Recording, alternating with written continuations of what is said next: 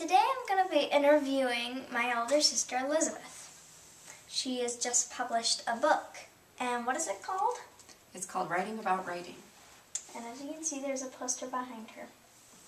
And again. Go ahead. Okay. So, what is this book about? Well, I know it will come as a surprise, but it's about writing. Writing. Interesting.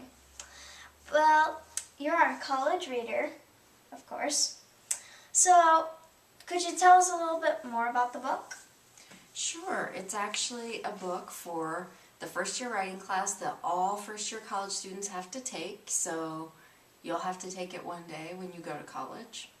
And it's a class that you're supposed to learn how to write when you're in the university. And so this is a book that helps you understand what writing is and how you can learn some strategies to be a better writer in college and in your life. Well, that's very interesting. And it's a perfect name for the book. And you really wouldn't actually expect writing about writing, but it's a very interesting book, and I think it's going to help a lot of kids when they grow up so that they know how to write much more, better. Would you like an example of a kind of thing you would be writing if you were reading this book? Sure. So one of the most fun assignments is called a literacy narrative. And so for this assignment, we read a few things about this idea called literacy sponsors. So we'll ask you to think about who or what helped you be the reader and the writer that you are today. And those people or things would be your literacy sponsors. So if you think about, it's not just people, but obviously your parents or your teachers could be your literacy sponsors. But also you could think about if you went to a private school or a public school, you would get a different kind of education. Or if your parents let you go to the library and pick out anything you wanted, then you might have your library as a literacy sponsor. So who or what do you think have been your literacy sponsors so far? You know what? I think, I don't really know. I think,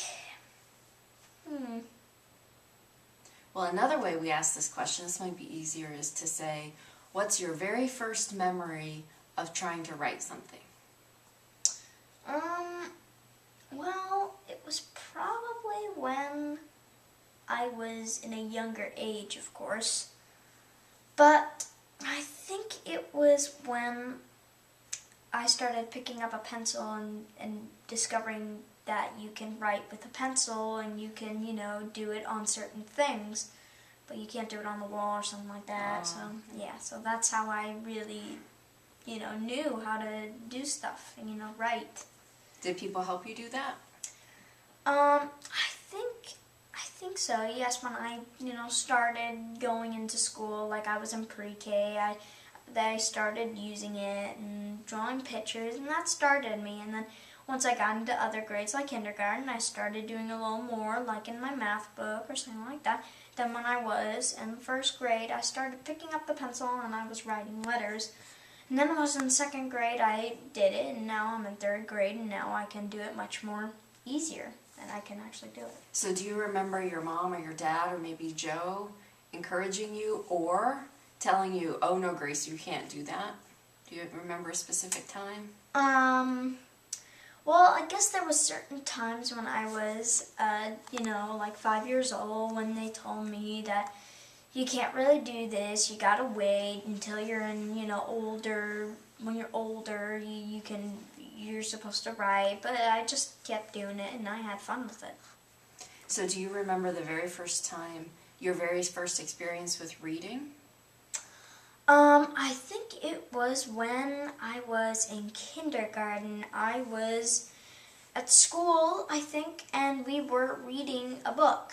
And once I heard the words, there were books on the other shelves. And so I picked one up and I just started learning about words and spelling them out, like cat.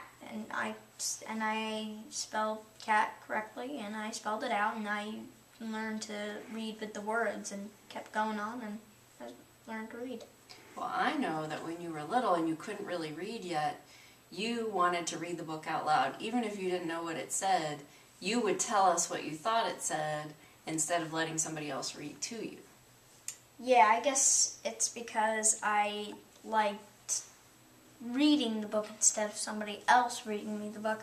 But when I was like that age, my dad used to read me the books because I didn't know some of the words, and like a little book, like a first grade level or something like that. And then I kept going on, and I did a second grade level book, and then I started doing chapter books, and now I can read chapter books.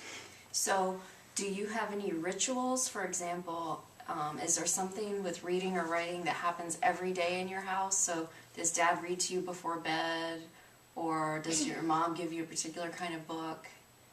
Any traditions? Well, I sometimes read to my dad, like I did yesterday.